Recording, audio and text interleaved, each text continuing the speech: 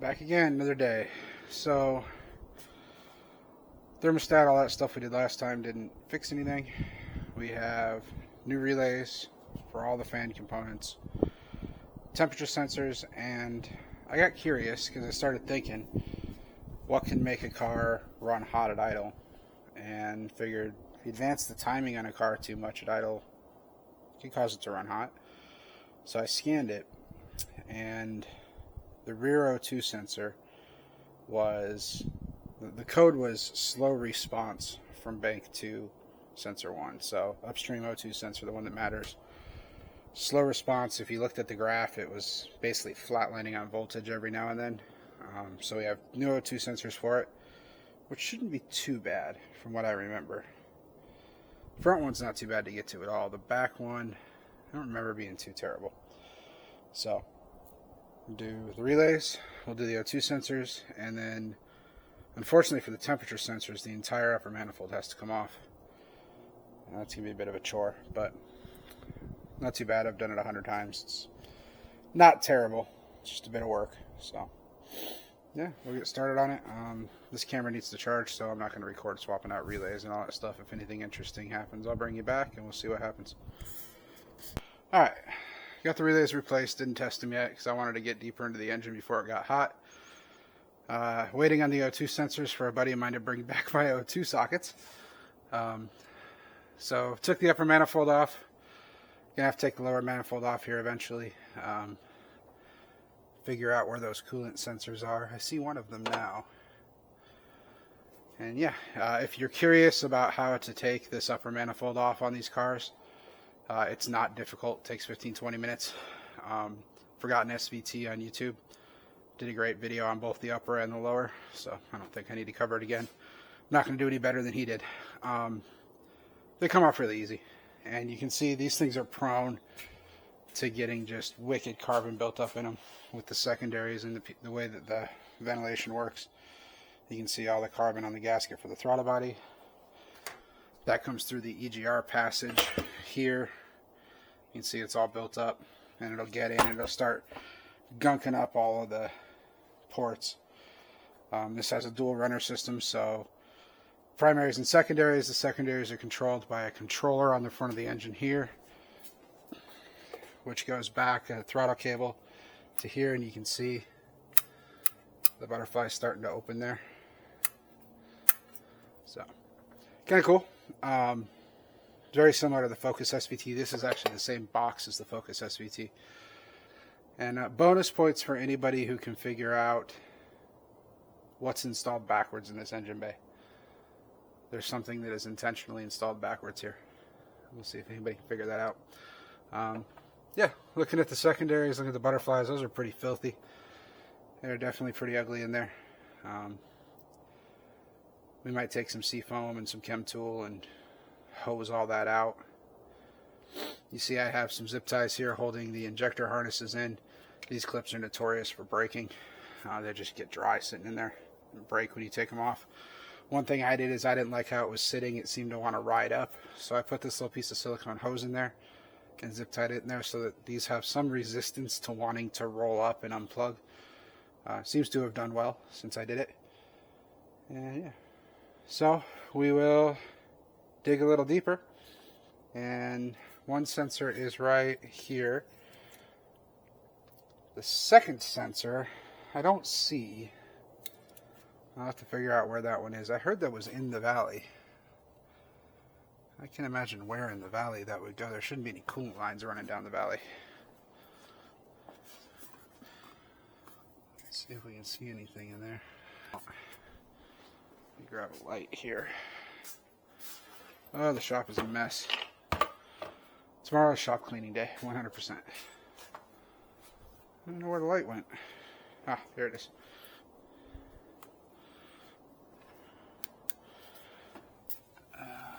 That's the PCV tube.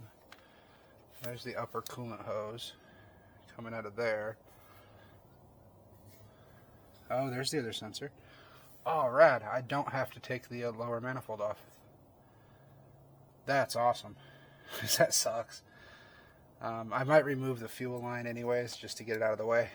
That can be done by removing the regulator or just the quick disconnect there. Yeah, so cool. A little bit of proper placement of wrenches, and we should be able to get those out. That's pretty awesome. Bring you back in a bit. Alright, back together. So, relay swapped, coolant temp sensor swapped, O2 sensor swapped. Cleaned out the intake manifold since it was off. I think that's it.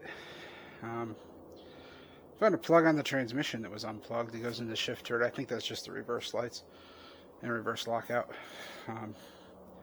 Didn't throw any errors, so it must not be something important. But yeah, new O2 sensors are in, plugged in, tight. Time to fire it up, see what it does. Got power, we got fan.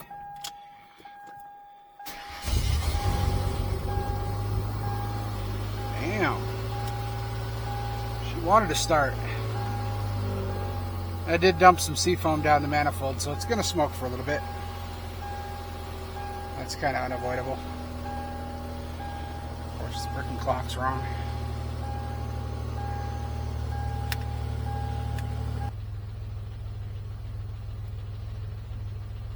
Looks like the O2 is behaving itself. I don't know what that means.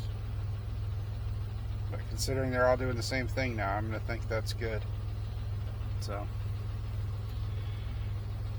I am low on coolant. We'll rectify that real fast. And then we'll let it get up to temp and see what it does.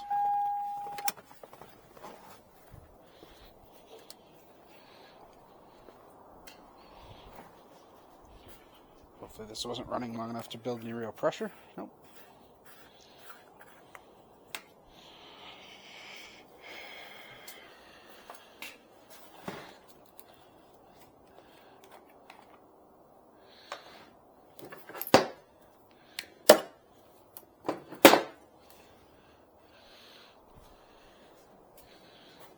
It's weird that it thinks it's low, because it's not.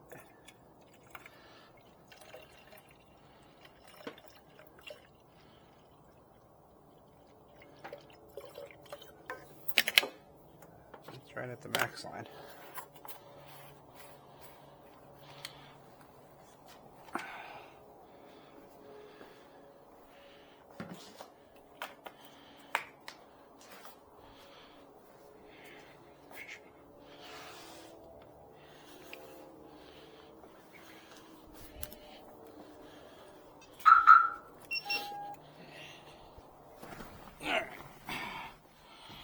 One thing I'm curious about. Still in our reverse lights, okay.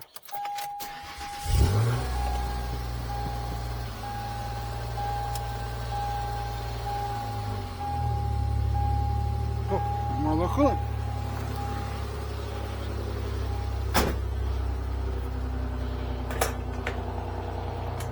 Oh, she sounds so good.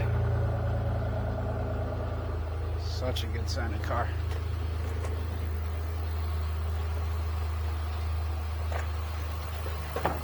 Oh, no.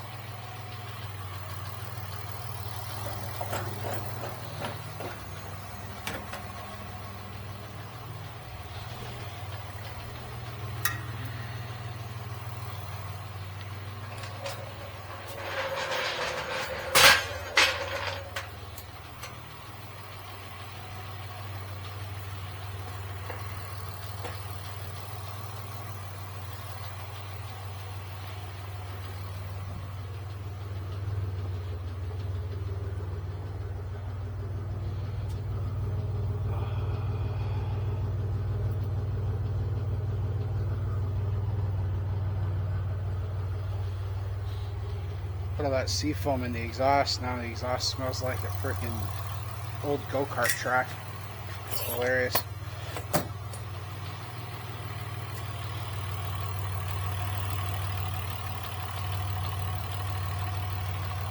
See any leaks from the sensors?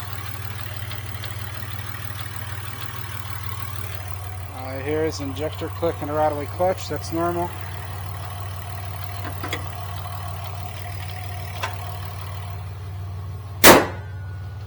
Windshield is filthy. Right, took it for a quick run up to the gas station and back, kind of around the block. Not gently. All is good. Fans kick on at 217, right where they're supposed to. Brings it back down to 210-ish, and it stays right there. Never got really any hotter than that. So it was either the coolant sensors or the relays. I guess we'll never know which, but either way, it's fixed.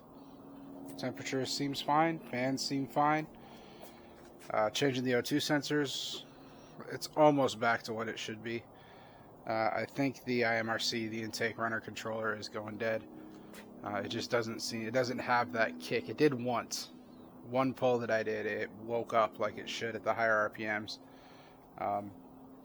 So we'll hop online and search one of those down. At some point I had like 5 of those things laying around here, and I gave them all away while the car was sitting. Yeah, very happy. Everything is good. So we'll get on this again and try and get that runner controller fixed. There is still an oil leak. Probably going to just end up taking it to the dealership and having them deal with that. It's front cover pan area related. Something I don't want to get into. So we'll see about getting that fixed. We need to do tie rods on it. We need an alignment on it. Refit that side skirt. I have jack caps for it that I need to clean, sand, and paint. And then we'll have jack caps for it. I don't think I'll have my car back after it sat for 10 years in a garage, and then it sat for another year at my mechanics, and then it sat for another year at my mechanics. It's good to have it back. It's such a great car. So I've been a procrastinator, and this is going into another day. So IMRC controller. This is the one that's on the car. It's a regular contour one. I ordered the Focus one. It is identical inside. Same plug, same board, same motor, same gear set, everything. The only thing is, cable is much shorter. Not the end of the world, though. We can mount this somewhere else, or we can gut it and move everything over. One thing I thought of, though, when I opened this, the cable sprung and the motor slipped out. And it made me get to thinking, I've had the one on the car apart before to clean it and grease the gears, which I'm going to do again now. I'm going to put a little bit of probably lithium grease on the gears just to keep it lubricated. And it got me to thinking, last time I had it apart, I didn't reset the cable tension. So if you let this motor slip, these gears can move, and you can basically slack out the cable.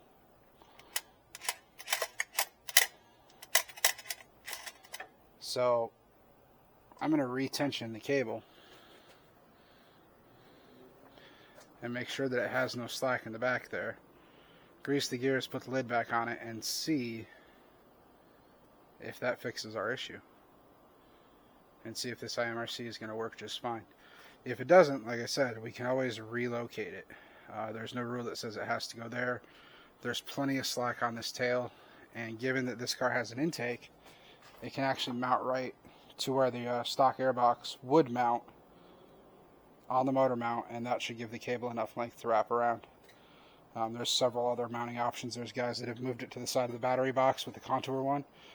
But yeah, we'll figure it out. We'll retension the cable, make sure the gears are set in the right spot, lube them up, put the lid back on, go for a test drive, and see if the secondaries are going to open properly. So yeah, bring you back when that's done. Got you on the phone because it's got a light on it. So, retension the cable like I said, lubed everything. Now if you look very carefully, right, see, right there, that is the spring and clock mechanism for the IMRCs, or the intake manifold butterflies. You'll see when I rev the engine, It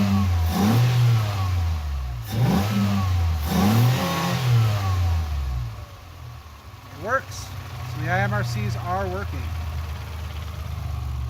They're opening as intended, and we're going to go for a test drive.